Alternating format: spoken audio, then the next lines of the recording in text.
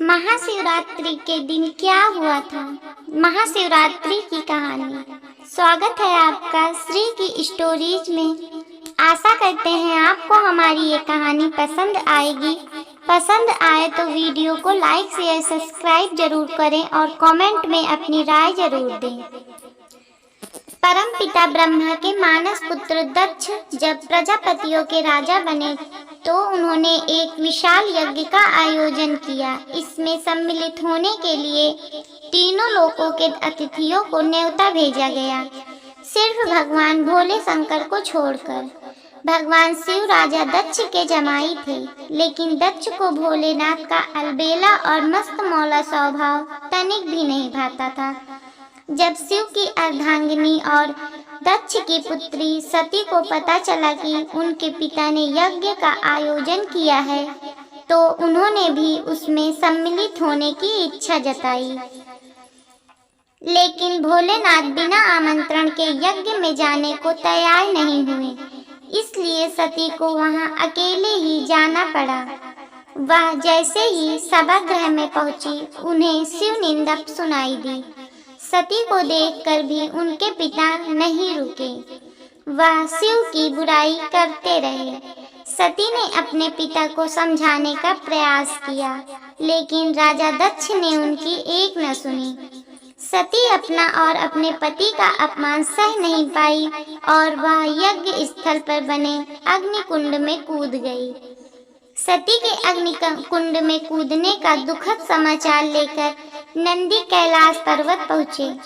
भगवान शिव सती को बचाने के लिए यज्ञ स्थल पर गए, लेकिन जब तक सब खत्म हो चुका था। कैलाशपति ने क्रोधित होकर सती का शरीर उठा लिया और तांडव करने लगे। जिस दिन शिव ने तांडव किया था वह फाल्गुन महीने के कृष्ण पक्ष की चतुर्दशी तिथि थी। महापुराण के अनुसार वही खास तिथि महाशिवरात्रि हुई।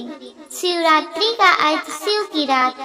शास्त्र के अनुसार हर सोमवार का दिन शिव की पूजा के लिए उपयुक्त है। हर महीने के कृष्ण पक्ष की चतुर्दशी तिथि शिवरात्रि होती है। फागुन में महीने में वही खास तिथि महाशिवरात्रि हो जाती है। महाशिवरात्रि के दिन देश के 12 ज्योतिर्लिंगों में शिव भक्तों का जमावड़ा लगता है। इनके नाम हैं सोमनाथ, मल्लिकार्जुन, महाकालेश्वर, ओमकारेश्वर, केदारनाथ, भीमशंकर, विश्वेश्वर, त्र्यंबकेश्वर, बैद्यनाथ, नागेश्वर, रामेश्वर और घृष्णेश्वर। हिंदू शैव संप्रदाय वालों के लिए यह सबसे बड़ा धार्मिक अनुष्ठान है। दुनिया के सभी शिवालयों में इस दिन अंधकार और अज्ञानता को दूर करने का संकल्प लिया जाता है। दिन भर उपवास रखकर शिवलिंग को दूध, दही, घी, शहद और गंगा जल से स्नान कराया जाता है। शिव पुराण के अनुसार इसी रात शिव और पार्वती का विवाह हुआ था। इसका मतलब हुआ शिव और शक्ति या फिर पुरुष और आदि शक्ति यानी प्रकृति का मिलन। एक और मान्यता है कि इसी दिन ब्रह्मांड की रचना हुई थी। सती के शोक में भगवान शिव गहन समाधि में चले गए थे, ध्यान मग्न हो गए।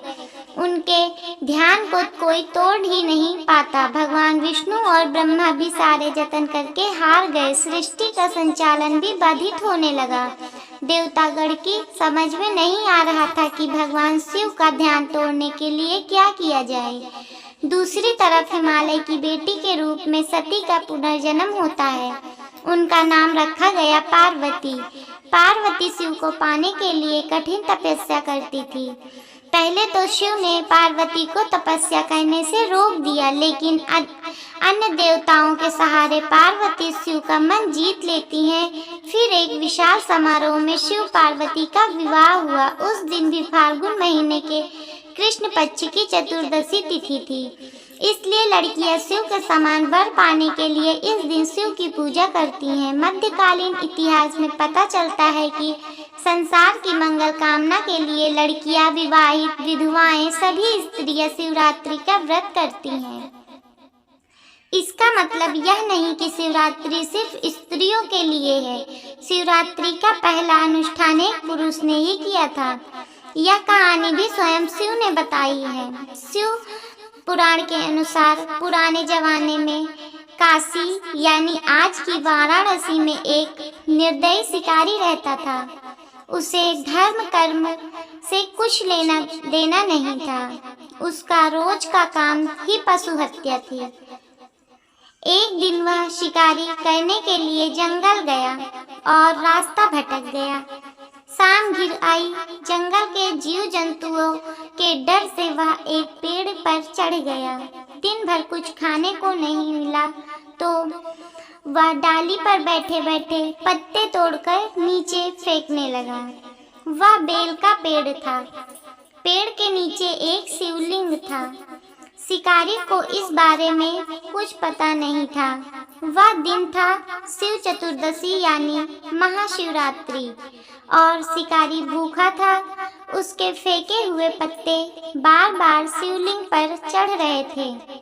दूसरे दिन शिकारी घर लौटकर देखता है कि उसके घर एक अतिथि आया हुआ है।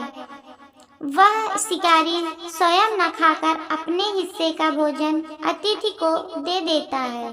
इस तरह मंत्रोच्चारण न जानते हुए भी उस शिकारी ने सही तरीके से शिवरात्रि व्रत का पालन कर लिया।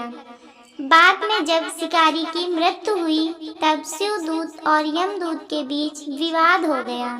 शिवदूत उसे अपने साथ ले जाना चाहते थे तो यमदूत अपने साथ, कोई छोड़ने को तैयार नहीं। अंत में विवाद निपटाने यमराज पहुंचते हैं। शिवदूतों ने जब कारण बताया तो यमराज ने उनकी बात मान ली। कहा जाता है कि अगर कोई विधि विधान से शिव चतुर्दशी का पालन करता है तो उसे यमलोक नहीं जाना पड़ता, उसे स्वर्गवास या मोक्ष मिलता है। इसलिए हजारों वर्षों से शिव चतुर्दशी और शिवरात्रि मनाए जाने की परंपरा चली आ रही है। आपको हमारी इस महाशिवरात्रि की कहानी कैसे लगी कमेंट में हमें ज़रूर बताएं और वीडियो को ज़्यादा से ज़्यादा लाइक शेयर सब्सक्राइब करें। Thank you.